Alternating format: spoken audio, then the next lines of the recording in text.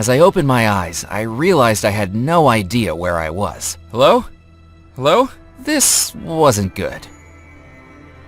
I checked my hands and still seemed to be flesh and blood.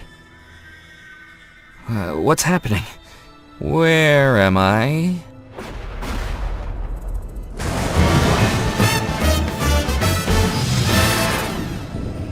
Welcome back to Belmore Manor, Murphy McCallum. We didn't expect to see you again so soon. What's going on? Am I dead? Don't be so overdramatic, Murphy. You're still very much alive. But you're the only person in the house that is.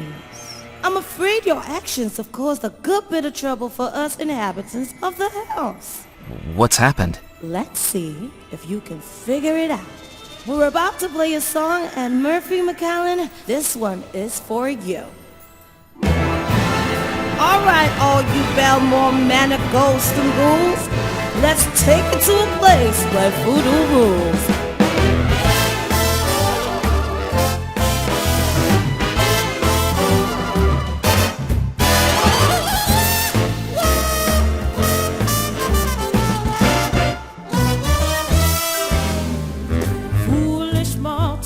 Know what you've done.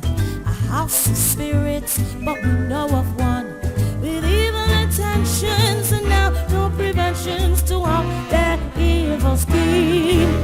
You're now implicated in this complicated supernatural dream. You got the spell, now the deed is done. Evil's free, the plan has just begun. Without your detection, we'll have no protection from the Machiavellian game. You set them loose, so you have to deduce who is ill and who is to blame. And self-detested, we'll ask you questions 3. Draw on clues to solve the mystery. The lover, the pawn, the devil. Questions surrounded in doubt. The officer, bride, the sailor, or guide, Murphy. Can you figure it out? Can you figure it out? Broken heart stolen by another. Tell us now who is the lover.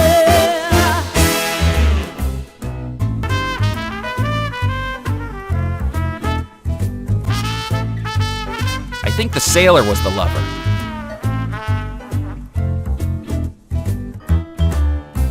Someone in love, and their love is true.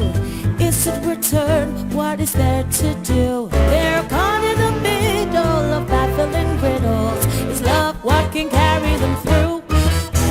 A sunset life, no chance for dawn. Tell us now who is the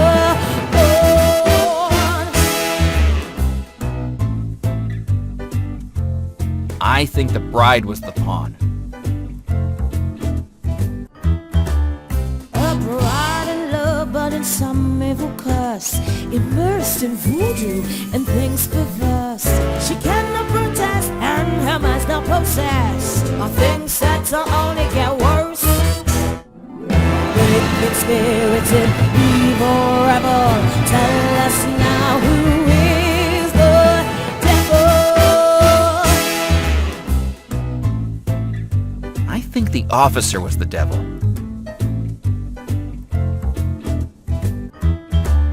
A phantom figure who's now in control. Black magic powers got things he stole. But maybe it's set back, but he's gonna get back, and we're worried that those rabbits go.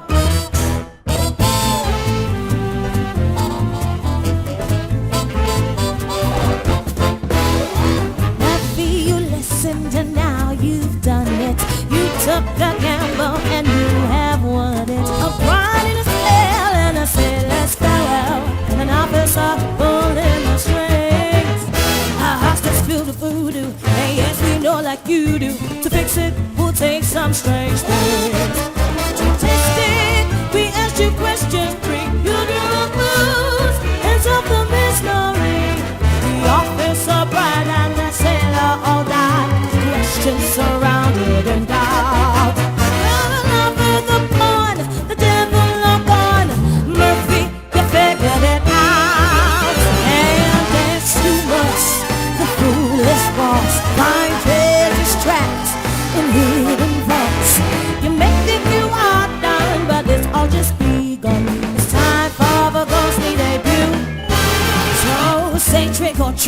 'cause there's a goal to defeat. And Murphy, we hope that you do.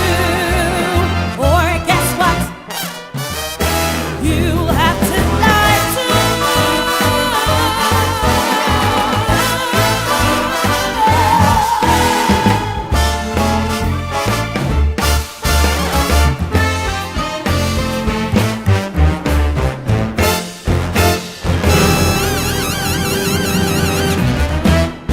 after that till.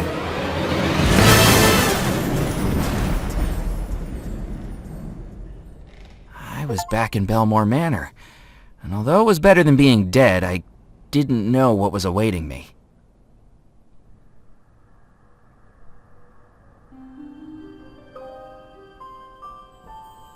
Who wanders to this ghostly trick? The prey that prays it will be quick. Do not blame that final try, for once he's in, he's sure to die. Another ghost? Oh, this can't be good. Welcome back to Belmore Manor, Mr. McAllen. My name is Cordelia Lockett. I do hope I haven't scared you. To be honest, I've had my fill of ghosts for today. Perhaps I should be running along. I'm afraid you'll need to come with me. There is someone you need to meet. Who? Miss Belmore. You know, I don't think that would be such a great idea. We met twice already this evening, and I don't think she's taken much of a liking to me. What with throwing me off a balcony and pulling me into a spirit pool. Attempt to kill me once? Shame on you. Attempt to kill me twice? Shame on me, you know? I'll just go. It'll be like I was never here. It's too late for that, Mr. McAllen. I really must insist. What have I gotten myself into? Miss Belmore, Mr. McAllen is here to see you. I don't see anyone.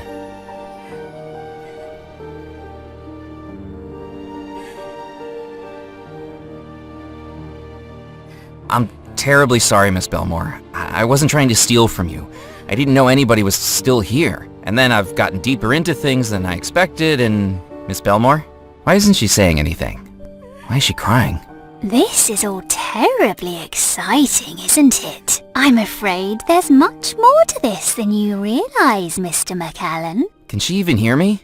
I don't think so, but keep trying to talk to her anyway. What happened to her? I can tell you all that I know, if you're brave enough to hear it. I hope I am.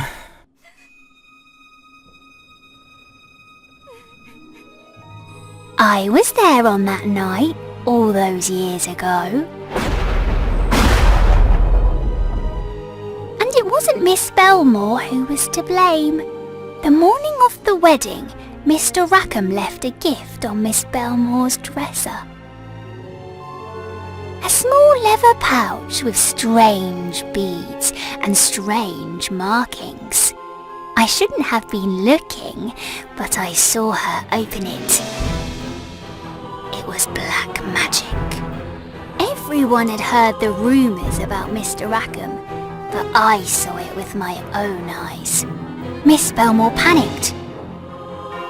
She threw the pouch into her music box, slammed down the lid to lock it, and threw the brooch into the fireplace. But it was too late. She was losing herself. I could see it in her eyes. Minutes later, she asked me to bring her fiancé to her room. It's bad luck to see the groom before the ceremony. She told him she didn't love him, but I don't think it was her speaking. He begged, he pleaded, his heart broke in two. He was devastated. I saw him head up the staircase to the balcony overlooking the garden. But oh dear, I didn't know what he was going to do.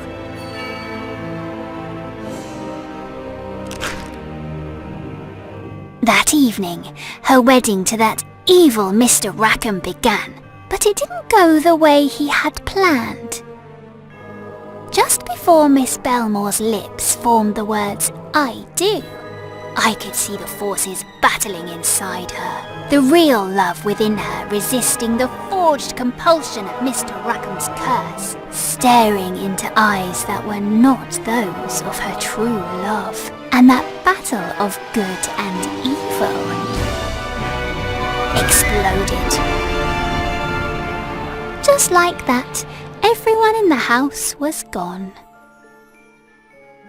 trapping us as ghosts to remain here forever.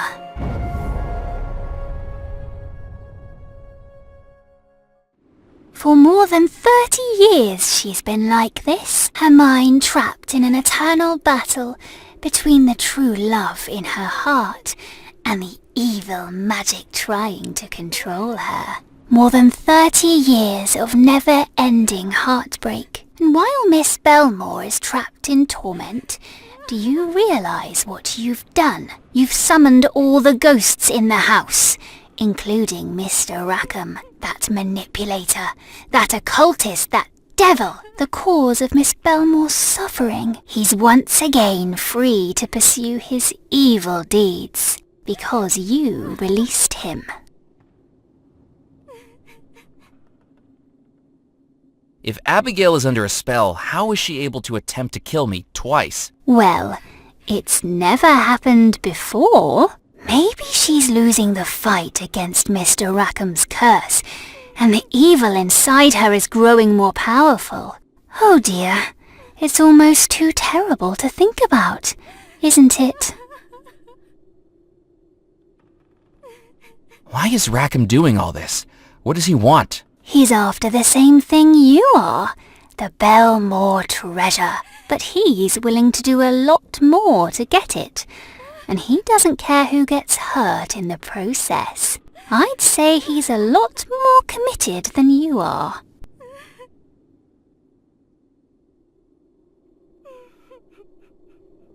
I have to do something. How can we stop him? I'm afraid I don't rightly know, but Miss Belmore might.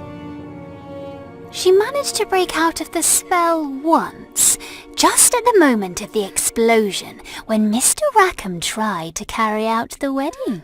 Perhaps if you take her back to that moment, she might be able to break out of it again. To do that, you'll need to create a love antidote to Mr. Rackham's curse. How can I create a love antidote? Look in the mirror. In this reflection, she's as happy as she was on the morning of her wedding. And look, there in front of her, 4 wedding mementos and the echoed music of the wedding march, each one a touchstone of that final happy time. If you could gather those 5 things, perhaps we might bring her back to the moment she escaped the spell, even if just for a moment. There's something else you should know. Mrs. Craddock, the housekeeper, has announced that all wedding preparations are to resume upon the orders of Mr. Rackham. He plans to repeat the wedding tonight. You don't have long. But what if I break her out of the spell and she is evil now? I think you'll just have to take that risk. Maybe I should go. Try to find someone who knows more about this. Oh, don't you know? You're just as trapped within this house as any of us ghosts. Try the windows, try the doors. We all have 1,000 times. But it's no use. If you want to escape, she's your only hope. That can't be true. I haven't died. I can't be trapped here forever like you. In moonlight's glow, a spectral cell, and whispers of an eerie spell. No one hears his silent shout, for once he's in, he can't get out. No amount of force or technique or desperate longing would open the door. Cordelia was right. I was trapped. And as I looked around at the house that held me, I felt both dead and alive at the same time. Both awake and in a dream, or a nightmare.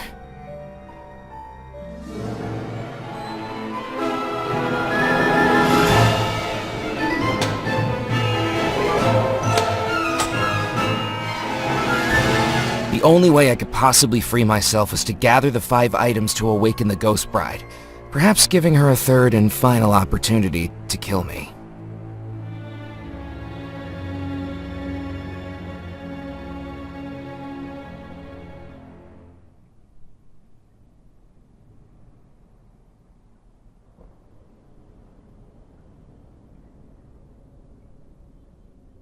Without a flue, the fireplace seemed entirely decorative, and yet, standing in front of it, I could feel a breeze.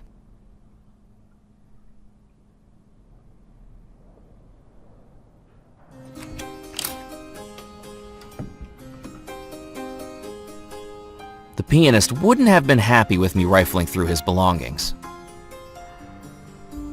Without knowing what it was, I didn't want to break it. I wondered if the pianist knew more about it. The pianist looked like he could play the piano with his eyes closed, mainly because he was playing the piano with his eyes closed. Good evening, my name is Murphy McAllen. Pleased to make your acquaintance. Ezra Hughes is the name. Pianist for hire is the game. Got any events coming up that you can use a pianist at? I do weddings, christenings, bar mitzvahs, funerals. You're still hustling for work? Isn't being a ghost an impediment? Hey, when you're self-employed, you've got to keep that next paycheck coming in. But you're trapped in the house. Well, I admit I'm not normally based here, but Belmore Manor makes a lovely venue. How's the gig? It's the gig of a lifetime. Quite literally. I just didn't realize how short that lifetime would be. Still, I should be making out like a bandit at the end of it. Why's that? My contract says I charge overtime at time and a half. So far, we're 30-something years past my original end time. Is there much to spend your money on when you're dead? They say you can't take it with you, but I don't seem to be going anywhere at the moment, so why not find out? You don't seem to have much of an audience. Most have gone through to the ballroom for the waltz. Still, at least it means I don't have the Southern Belle from hell hovering over me. Who's that? You'll know when you see her. Are you local to Devil's Rock? No, New Orleans born and bred. Hard to grow up in the Big Easy and not fall in love with this music. Street performers in the French Quarter, brass bands on the balconies, parades at Mardi Gras. It's in the air down there. So what brought you here? Work. Figured I'd play a few gigs, make some cash. Next thing I know, I'm caught up in more drama than a Gilbert and Sullivan operetta. Where did you find musical work here on Devil's Rock? I got a full season contract down at the Calliope Theater. It was pure luck, really. The original pianist broke his arm. How? Before the renovation, that place was falling apart. 14 people in the audience watched as the stage gave out right in the middle of Claire de Lune. Pianist and piano falling straight to the floor into the basement. Ouch. Physically, he was fine. Emotionally, devastated for months. Sounds like he went through a bad stage. Yardley Belmore was a performer too, wasn't he? And more. Writer, director, producer, philanthropist. He's the one that bought the Calliope, fixed her up, and hired me. Once he came on board, that place got put on real shows. Real shows? Yeah, before Yardley put up the funds, they were so broke they had to rely on sponsorships. The final year, Bon Tom Bakery funded everything, with conditions. Conditions? The shows had to be on brand. Before Yardley put a stop to it, we were looking at 3 Shakespeare plays that season. Romeo and Baguette, A Midsummer Night's Cream Cake, and Much Ado About Muffins. Do you know what happened to Yardley Belmore? I haven't a clue. But you know what? I think I was one of the final people to see him alive. Oh, really? He came down to the Calliope to offer me this gig for the wedding, and I overheard him talking to someone backstage after I had finished rehearsing.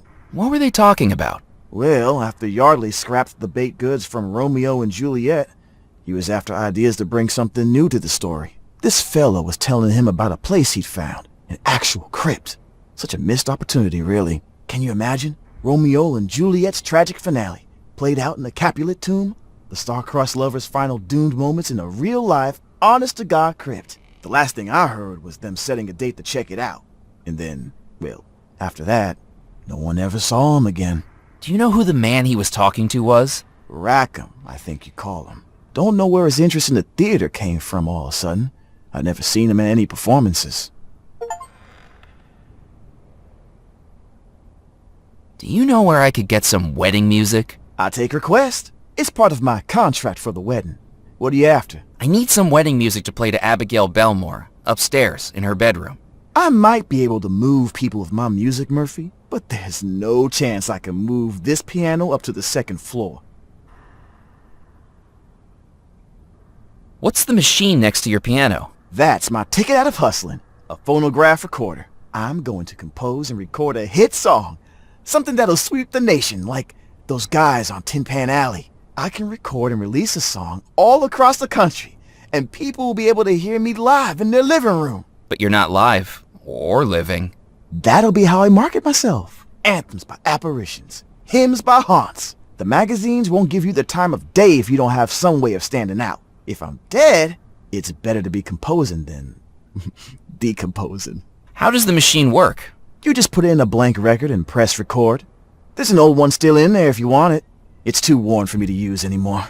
The records have a thin layer of black wax on the outside, and the machine records the sound as grooves in the wax. Keep an ear out for me in a year's time.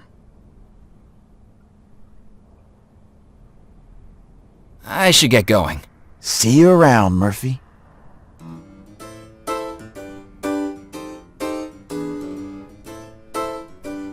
I took the record from the recording machine. With its outer coating worn away with age, it wasn't in a state to record onto.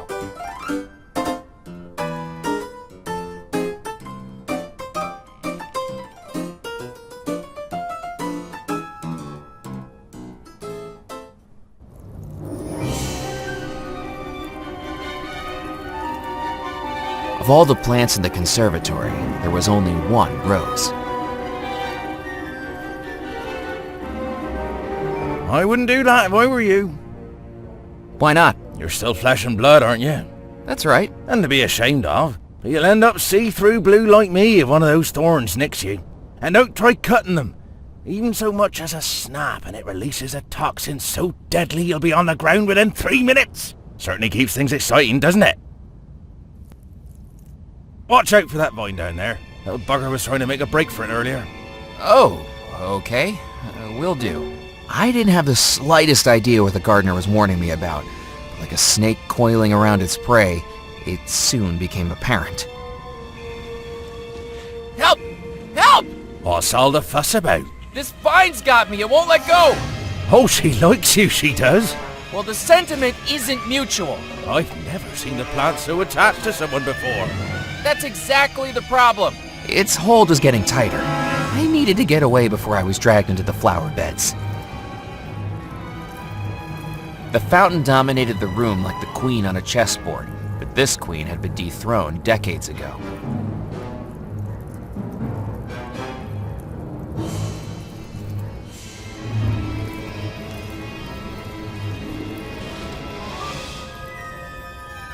Well, you didn't need to do that. I wasn't planning on doing the pruning till tomorrow.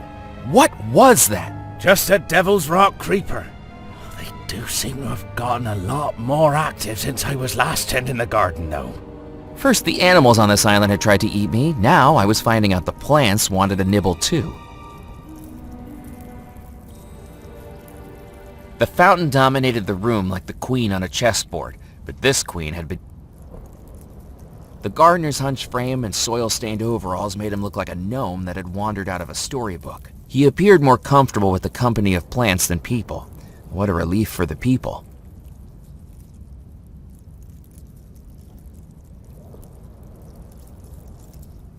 Good evening. Pleasure to meet you, young man. I'm Rupert Riddle. I'm the gardener for the Belmore estate. And whom do I have the pleasure of meeting? Murphy McCallan, pleased to meet you. Do excuse the state of the conservatory. After 30-odd years without so much as a pruning or watering, it's taken on a mind of its own.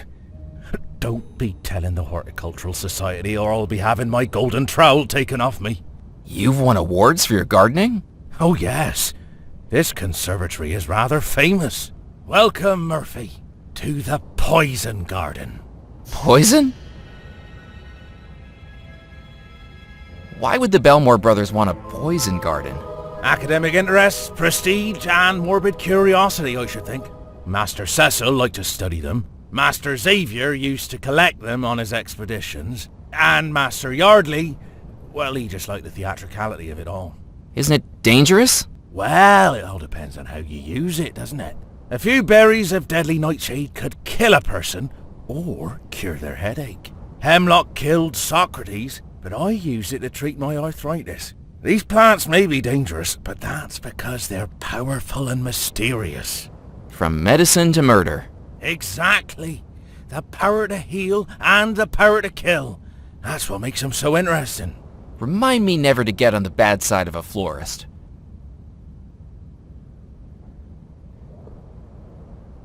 What's the secret to growing your garden? Plants need the same things as you and me, they do. Food, water, sunlight, and someone to chitter-chatter with. You talk to your plants? And sing. What kinds of songs do poisonous plants like? Vaudeville, mainly. Ta-ra-ra-boom-de-ay always goes down a treat. Ta-ra-ra-boom-de-ay. I'm with plants all the day. To sing's the only way to grow my shrub display. Vegetation brings elation to me.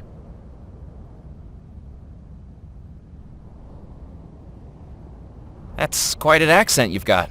Where are you from? Jolly old England, just outside Bristol. God's own country. The green and pleasant land where my love of horticulture bloomed. I caught the gardening bug at an early age, you see. Histoplasmosis. I was in hospital for 8 months, all told. But trapped in those 4 wipe-clean antiseptic walls, staring at a pot of plastic philodendrons, why, it just grew my love of all things botanical. Why did you move to Devil's Rock? I came over with the Belmores, didn't I? Got myself a little cottage on the edge of the estate near the mausoleum. Bugger if I can get to it now, though. Shame, too. Why's that? Do you miss home? Oh, I think I left the gas on. Wouldn't want an accident now, would I? Could be the death of me. What are you working on at the moment? I suppose I ought to be pushing up daisies. But death isn't going to stop these green fingers. So I'm getting right back into it where I left off, tending to these plants. It's not quite the same as it used to be, I must admit. How so? I suppose, being dead now, they've lost some of their allure. It used to be that one prick of the finger, one wipe of the nose, one accidental inhalation of a seed, and that would be the end of it. Things just aren't as exciting anymore. Will you be attending the wedding? Me? Get an invitation? I'm not sure overalls would meet the dress code. But it's a good thing too. I wouldn't trust that Rackham with a hosepipe on a hot day. Why not? Well, it's not like me to tell tales. But it wasn't long before the Belmore brothers started to disappear that Rackham was in here asking about the poison plants. Very suspicious timing if you ask me. You think he murdered them? I couldn't possibly say. I need a bouquet. Can you help me? I'm a gardener, not a flower arranger, Murphy. Is there anything in here I can take without it killing me? I'm afraid the only non-poisonous plants were those down in Abigail's flower bed. She had her own little area that I used to help her with. There's only that one flower that stayed alive in the whole conservatory. Funny that. What's funny about it? That's the same flower bed Abigail used for her bouquet the night things went awry. That'll be perfect. Is there a way to get rid of the thorns? Oh, certainly. A good drenching with alcohol should kill them off. Thanks for your time. Before you go, you wouldn't do me a favour, would you? What kind of favor? Well, I was just wondering how that flesh and blood thing is working out for you. Excuse me? It's just, and I don't mean to impose, but my eternal frustration is that I have 187 different ways to die in this conservatory, but I was never able to test any of them out. Now that we've all discovered death isn't quite so conclusive, I was wondering if you'd want to help out. Help out how? Well, we could test out some of the plants on you. They'd kill me! Fingers crossed. The dainty old man's eyes glowed with unrestrained excitement at the mention of murder. His dottery demeanor offered a complete contrast to his apparently homicidal tendencies. He was like a tortoise holding a machine gun. Now, don't make such a drama out of it. We could put it in a nice pie, and maybe some herbal tea. I know the recipe for a lovely cobbler. Definitely not. Let's cross that possibility out right now. I was only asking. Maybe let me know if you change your mind.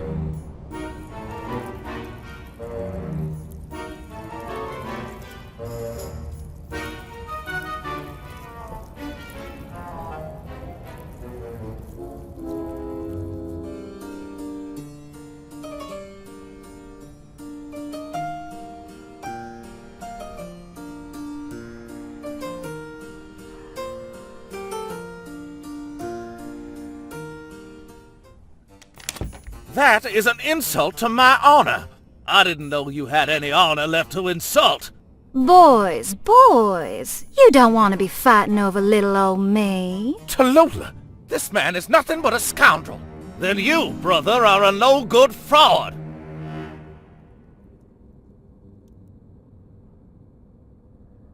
The debutante oozed southern charm as sweet as peach pie, if that pie contained a secret dose of cyanide. The twins scowled at each other. Their energy was as strained as the strings on a banjo. At any moment, it felt like one of them could snap.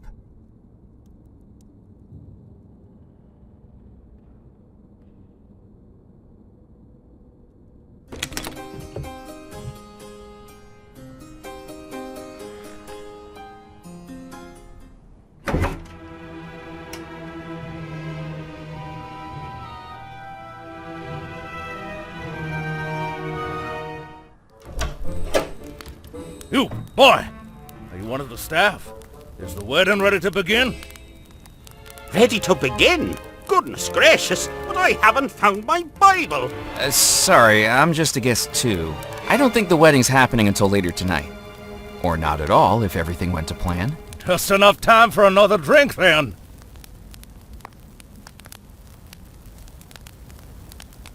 The colonel sat awkwardly in his chair like an upright sack of potatoes. By the twinkle in his eye, he was either completely unaware of the vicar's disapproving scowl, or reveling in it. The vicar had a face pulled so tight it looked like he was sucking on a sour lemon. His haughtiness suggested he was the kind of vicar who would criticize St. Peter for letting too many people through the gates.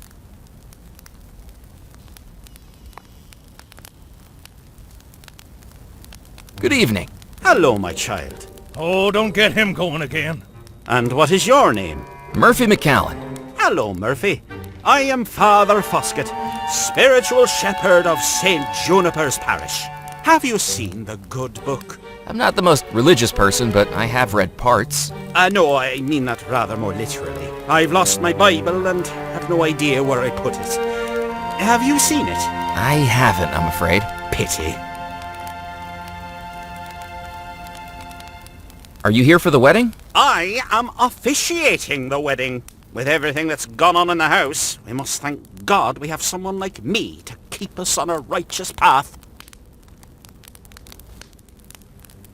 I've been told that Abigail Belmore doesn't really want to marry Rackham. You need to call the wedding off. We shall stick to the system, young Mr. McCallan. Objections should be heard during the ceremony, not before, when all parties may articulate their feelings on the matter. These things are greater than you and I, you know. Until then, we must treat the wedding as the joyous occasion it is.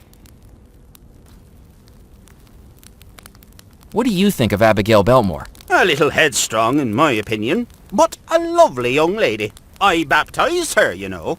She grabbed my nose as I held her over the font, right up the left nostril. Wouldn't let go until her brothers distracted her with a teddy bear. Still, she's a very caring girl. Just not two ecclesiastical noses.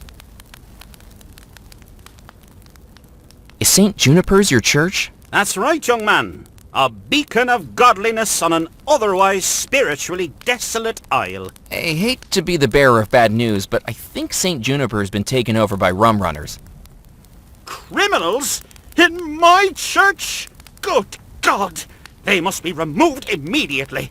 Let's not be too hasty. They sound like my type of gentleman. That's the type of church I can see myself attending.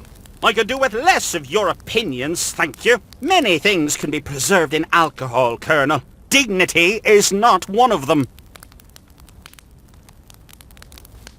I'm not the most well-read on religion, but shouldn't you be in heaven now? Gold standard question, my boy. Well, I'll admit this isn't what I expected. Perhaps the good book has some missing passages. I think we can do without your theological input, Colonel. Is there a way to fix it? Well, that's precisely what I'm doing, young man, as we speak. It looks like you're just sitting in an armchair. You don't see the metaphorical cogs whirring around in my head, the tick and the tock of the thanatological matters in my mind. To the layman, I might appear to be just sitting in an armchair, but in reality, I am studying the Bible, or at least I would be, if I hadn't lost it. You've lost it, all right. Do you think it might be voodoo keeping you here? Voodoo is nothing but mumbo-jumbo misdirection. I fear we may be in limbo. Some devilish force has interrupted the supernatural order of things. I think Rackham might be practicing black magic. That is an extraordinary accusation. I refuse to hear another word of it. He is a God-fearing man who always attends the sailors' services, and he has donated generously to the church and my vacation fund. The culprit here is that awful sailor Abigail was going to marry. It is precisely because Miss Belmore's marriage to Mr. John Rackham was interrupted that we are still here. And why we must continue the wedding as planned tonight. It shall be our way out. I best be heading off. God be with you.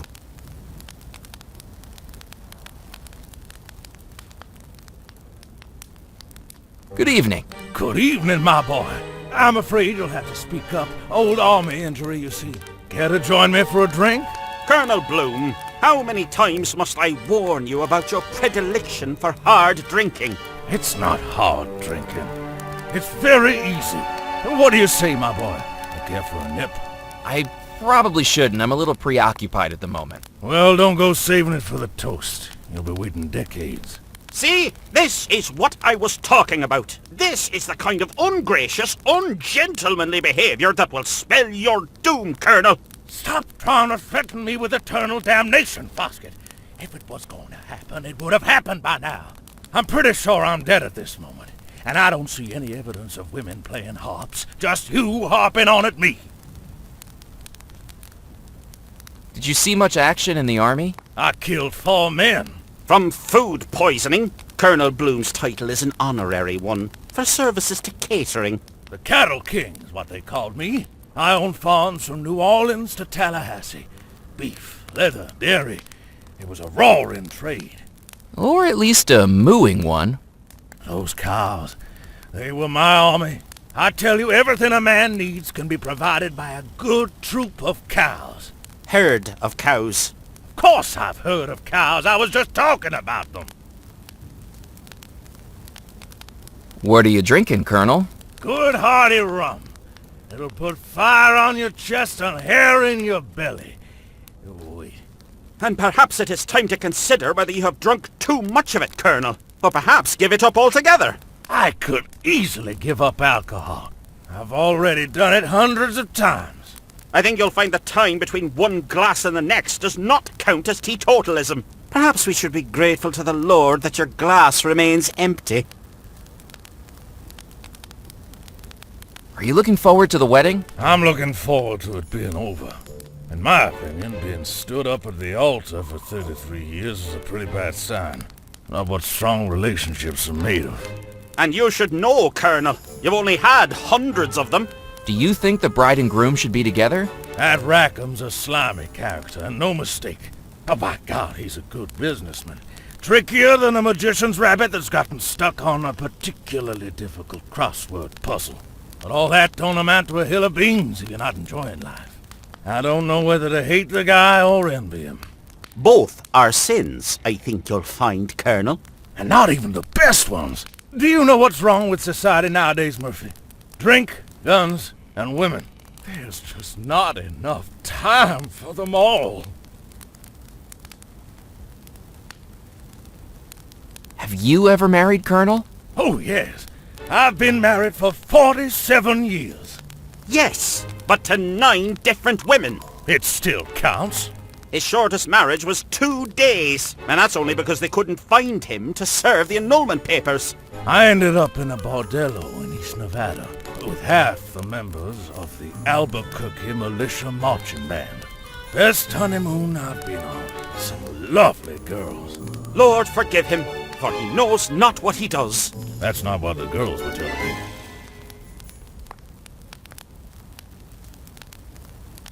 Do excuse me. I'll be back. At your leisure, my boy. I have nowhere to go and nothing to do. Idle hands are the devil's playthings. Try idling your mouth for a change, you old curmudgeon. The empty glass was best left where it was.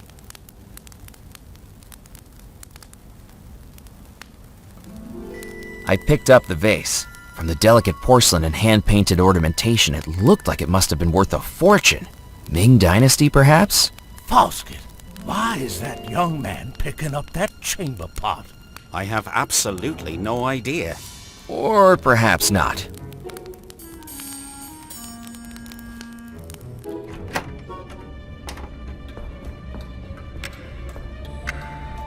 Stepping through the doorway, I found myself in an ethereal black void that stretched in every direction. Draped in green fog, all I could see were staircases floating in all directions, and in the center, an eternally ticking clock.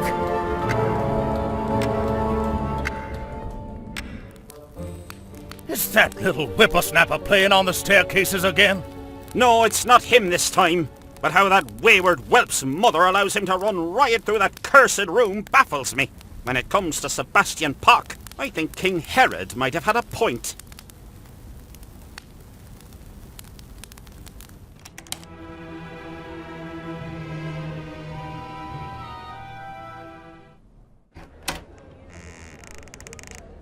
Hold it right there. The dance is about to begin. I shall deal with you afterwards.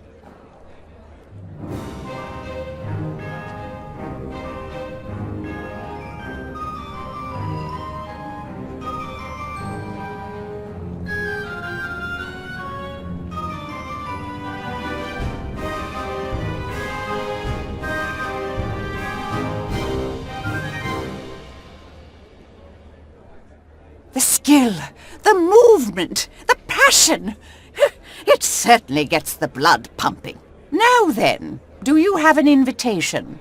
An invitation? To the waltz. This celebration is only for wedding guests. We have all manner of help running around the house who certainly aren't invited to the festivities. Imagine the smell. If you want to come in, you'll need to retrieve it. Rules are rules, and it's my job to enforce them. I am Mrs. Elaine Craddock, housekeeper of Belmore Manor. Who are you, anyway? Murphy McCallan. I'm just a visitor. Evidently.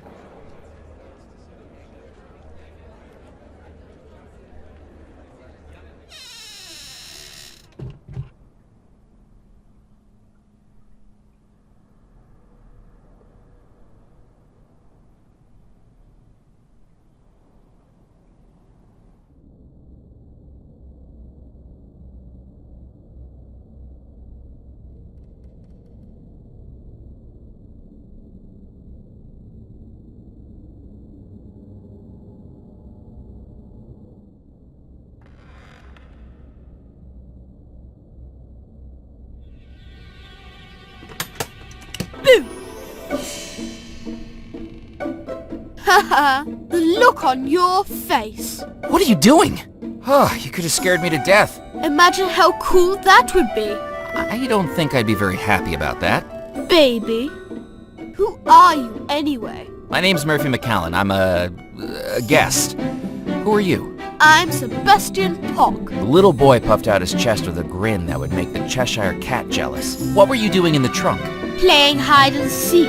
That stuffy old vicar challenged me to a game and hasn't found me in more than 33 years. Don't you know it's dangerous to shut yourself up in places like that? You could have gotten locked in. Well, it's funny you say that, actually. I think the latch closed on me while I was inside. Still, what's the worst that could happen? I'm already dead. What are you looking so pleased about? I'll have a new toy to play with later tonight. A brand new Guggenhose Model 5 wind-up tin boat. I'm going to play with it in the bathtub down the hall. That's funny. I know a little girl who accidentally got one of those for her birthday today. Yeah, funny that. The boy pulled an expression that made him look slicker than a politician in an oil spill. You've been in that chest for 33 years? On and off. That's got to make me a hide-and-seek champion. This house is amazing for it. Before I climbed in the chest, I must have explored every room in the house. The ones that aren't locked, at least. You haven't seen the Belmore treasure while you've been exploring, have you? There's a treasure here, like pirate treasure. That's what the stories say. And you believe them? I thought kids were supposed to be the gullible ones. I don't think it exists. Why not? Because if it did, I would have found it by now. I heard some of the other ghosts talking about a boy playing in the staircase room. That was you, wasn't it? Sure was. How did you know? In truth, the description of wayward whelp was the giveaway. But as long as Sebastian knew something I didn't, I needed to contain my annoyance. Lucky guess. Do you know how to get through the staircase room? Oh, sure. I know every route in this house. You've got to be as good at hide-and-seek as I am. I bet I could beat you without even leaving this room. Sebastian, I really need to get through the staircase room. Could you tell me how to do it? Well, are you any good at hide-and-seek? Excuse me? Because I could tell you how to get through the staircase room. If you can beat me, hider or seeker, I'd beat you at either.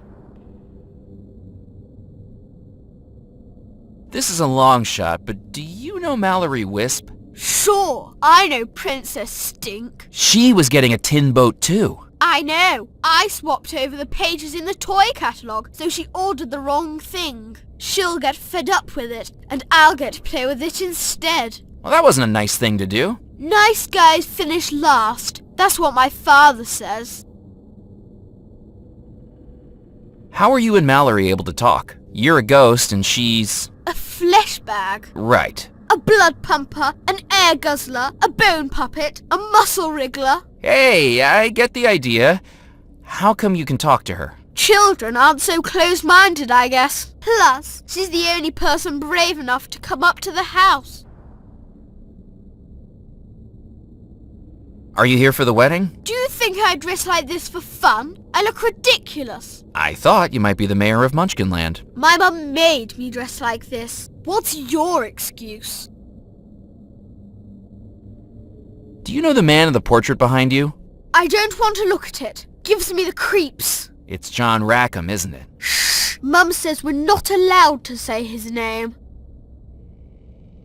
What do you know about Rackham? I don't want to talk about it. You know something, don't you? I can't tell you. I'd get in trouble. I won't say a word. Cross your heart and hope to die? That's ironic, given the circumstances, but sure. We came to the house a few months before the wedding was supposed to happen. My dad's a lawyer for the Belmore Trading Company. A real important one. But oh boy, is that stuff boring. I was sneaking around, you know, just exploring the house. And I saw him, that man. He was talking to one of the Mr. Belmores. The one that wore the white coat. Cecil Belmore, the scientist? Yeah, he said he was going to his laboratory, but where it was hidden was a secret.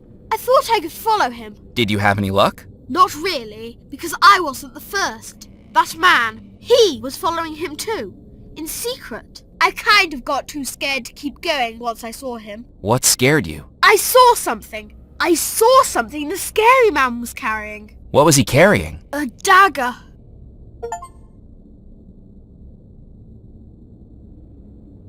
See you around, kid.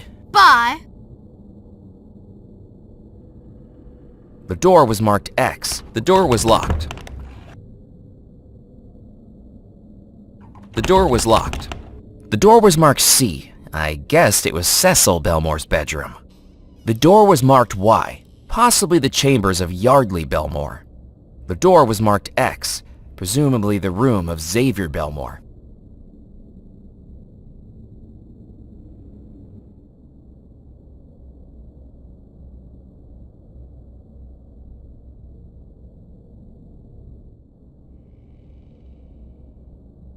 It was a door to an unknown room. The maid folded the blankets with a wicked smile and eyes like saucers. I knew. Hey, Cordelia. Oh, hello again, Mr. McCallan. Have you made the love antidote yet? I'm working on it, even though I'm still not sure it's a good idea. Do you know why I can't leave Belmore Manor? We ghosts have been trapped here ever since the explosion, but I don't know why someone still living would be unable to leave. I was able to get out the last time I was here. Even if it was via the balcony and into the pond. I don't want to try that again. Something must be keeping you here now. Better hope it's not Mr. Rackham. Did you say there were rumors that John Rackham used black magic? Oh yes, all of the staff talked about it. Even if we daren't mention it to the family. Crates and boxes delivered in the night, hidden from prying eyes. But not hidden well enough. We see what happens in this house. We hear the whispers in the night. We know. Do you think the Belmore treasure is here in the house? If it is, I've never seen it. But it is a big house. There are rooms I've never been in. Rooms I was forbidden to enter. Who knows what's in them? Do you know what happened to the Belmore brothers? That certainly is a mystery, isn't it? But I'm afraid I don't know. My duties were to help Miss Belmore, while Mrs. Craddock dealt with the masters. Although what? I did see Master Xavier on the day he died.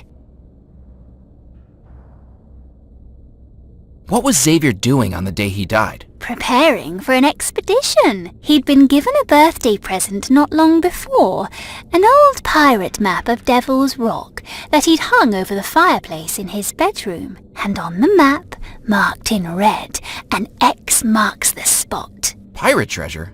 On Devil's Rock? I doubt the treasure even came into it. A cove on Devil's Rock, where no one has stepped foot in over 100 years.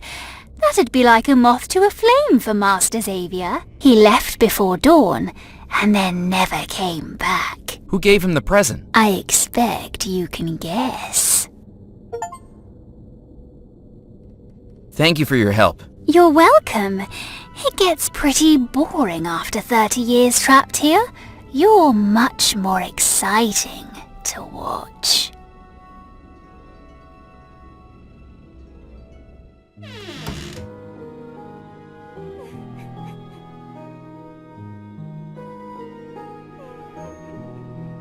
A cord hung from the wall used to call the attention of the house staff.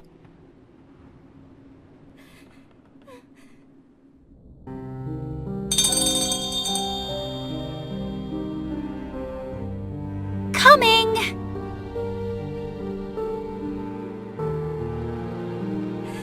Miss Belmore, did you ring for me?